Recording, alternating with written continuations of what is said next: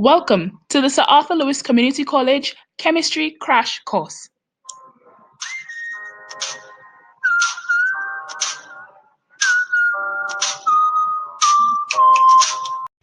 Where today we shall talk about the nitrogen cycle and in part 2 talk about acid rain, a project created by Rachel Nahari, Liam Sanpri, Patrice Edward, and Tabina Fraser.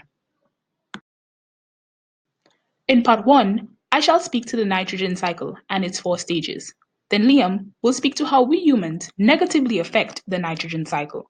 Then in part 2, Rachel shall speak to acid rain, and then Patrice will speak on how acid rain affects the environment.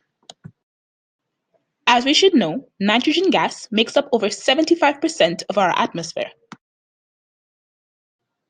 But surprisingly, we organisms only need 3% nitrogen in our bodies. It may seem insignificant, but we need it to make things such as amino acids, which make proteins, and we also need it for DNA, RNA, and ATP. But it's rarely in a form that's biologically available. So we're going to have to get it from plants, or organisms that eat plants, or organisms that eat plants. And I'm not saying to go eat humans. But why can't we just breathe this gas in? Which brings me to the explaining paper. We have gases such as hydrogen, which are quite easy to break apart with this one bond. Then we have oxygen with 2 bonds, which is just as easy. But then we see this crazy triple bond nitrogen, which is a pain in the butt to pry apart. So it needs to be fixed. The chemical process by which atmospheric nitrogen is assimilated into organic compounds, especially by certain microorganisms.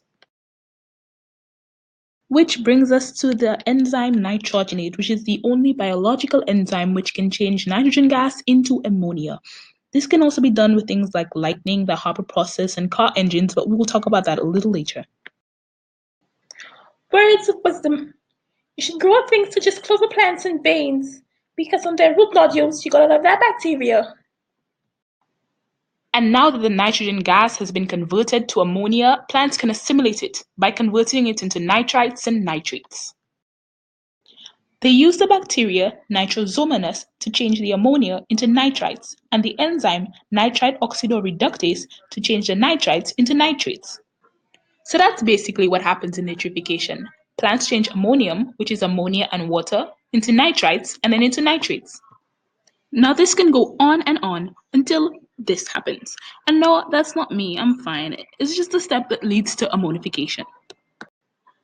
This is just the conversion of waste products to ammonia, and the waste products can either be feces, urine, or dead plant and animal material. Words of wisdom. You don't always have to remember the order of the nitrogen cycle because it all happens simultaneously. But the ultimate stage is denitrification, where denitrifying bacteria converts the simple nitrogen compounds back into nitrogen gas, where it is then released into the atmosphere to start the cycle all over again. This bacteria is called nitrate reductase, and it is responsible for releasing the nitrogen back into the atmosphere. If you think about it, the cycle is perfectly balanced, just doing what it's supposed to do. But then we humans came along. No matter our age, our religion, our race, we just started to mess it up. That's where I come in, to talk about the human impact on the nitrogen cycle. You will see that it impairs visibility, creates dead zones, causes global warming, airborne diseases, and acid rain. And it is easy to see how our vision is impaired with all these high temperature furnaces and these car engines which create nitrogen oxides. These nitrogen oxides are usually represented as NOx because of the many compounds that can be formed. So where do we put it all? The oceans gonna and the plants say not I, and it's all going into the stratosphere. And it is important to look at other processes such as the Haber process, which is a synthetic process of creating ammonia. This process would have been fine if we humans didn't overdo it, but the excess ammonia confuses the ecosystem, causing the algae to grow. Then the fish die from lack of oxygen, and then there's just a lot of death, or as it is called, a dead zone. This is what is happening in the Gulf of Mexico. You have over 700 square miles of water with no oxygen because of the millions of pollutants running off from the Mississippi River. Oh, I forgot, and there's acid rain. Hey, that's my part. Turn into part 2 to learn more.